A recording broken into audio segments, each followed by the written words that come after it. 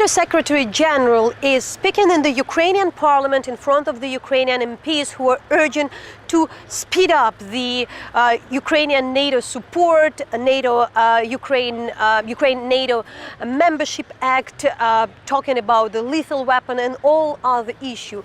But in all his addresses, Jens Stoltenberg tried to send the message that NATO doors are open to Ukraine and there is a strong cooperation. And there is a lot which depends on Ukraine. It's first of all the fight against corruption, focus on reforms. Somehow he also said that he should credit that some of them are really moving forward. Also the talks about that Ukraine can reach NATO standards way earlier, and that would be good for Ukraine. Pretty tough words on Russia, support for territorial integrity of Ukraine, condemnation of the annexation of Crimea and the presence of the Russian support to the separatists in Ukraine. There are no really doubts that there is a hybrid warfare, that Russia played its card. So all this reassurance.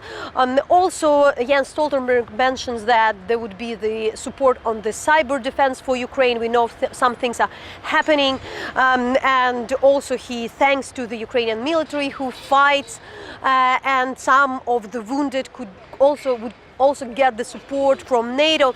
Yet the demand of the Ukrainian society is for more clear answers, as in this part of the world, in this environment, inaction is considered to be a provocation for the threat from Russia. So during very short time, we try to address the issues to get more clarity. So that's what it is. Secretary General, focus on reforms, meet NATO standards, fight corruption. Though, so I'm quoting you. That's very extremely important message. While we are in an environment when there is more focus, the easiest to achieve goal. So would you name one or two priorities, especially for NATO, regarding those issues? For instance, civil oversight of a Ministry of Defense or something like that, one or two. The most important thing is to be successful in the fight against corruption, because corruption is hindering and hampering all the other efforts. That's the reason why we have something called Building Integrity, which is a NATO program where we work together with Ukraine on how we can advise and help Ukraine being more successful in the fight against corruption. NATO cannot solve that problem for Ukraine. It has to be Ukraine and Ukrainian leaders that solve the problem, but we can help, we can support, and we can share the experience and advices we have from other countries which have made progress in the fight against corruption. A few times, many times, you've mentioned the NATO door is open for Ukraine. That's a part of your message. While a lot of the Ukrainian, including Ukrainian politicians, not like that, urge, like, can we speed up? When we would have the, how we can develop with the Ukraine-NATO membership action plan. And there is a legitimate concern that inaction in our part of the world, it provokes those who threaten. We do have this experience. So really, what would be this answer? Understanding that might be the Ukraine would join NATO way later than Ukrainians expect. But what would be this policy? How would you define Ukraine-NATO relations within the nearest future?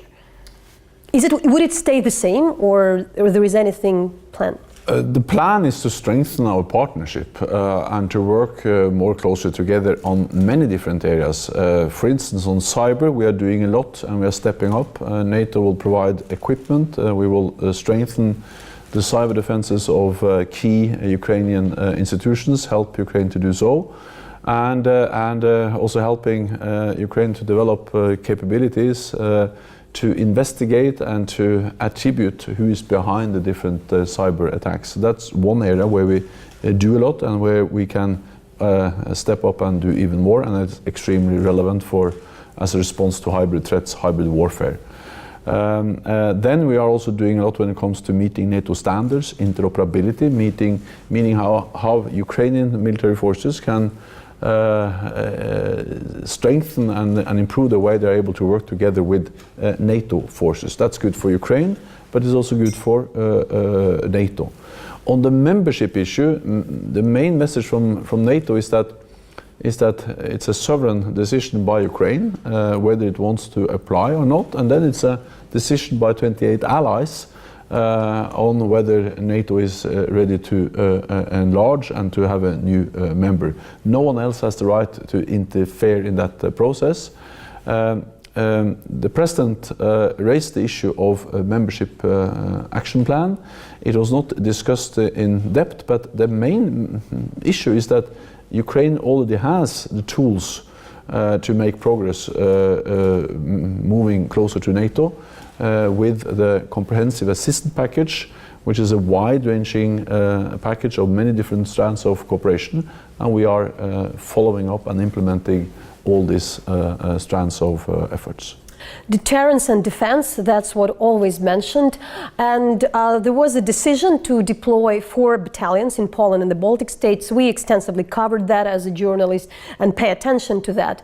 But right after that, there was the announcement by the Russian side, by the President, Minister of Defense, to deploy 30 battalions to the western border of Russia. Then later there was issues about the divisions and even tactical battalions. So what can NATO and what can you do to stop this spiral, at the same time ensuring the safety of those who are there?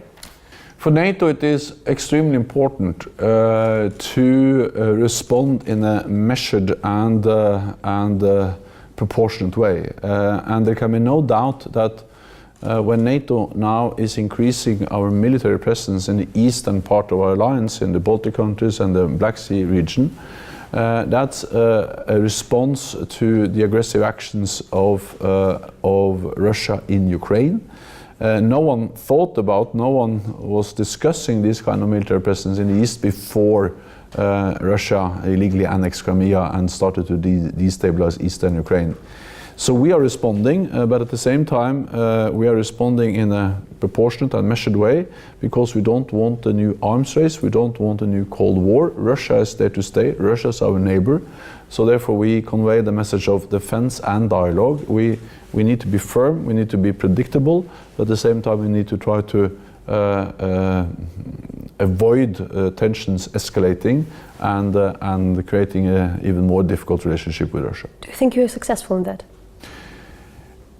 I think that without the measured but firm response of NATO, we would have a much more uncertain situation in Europe.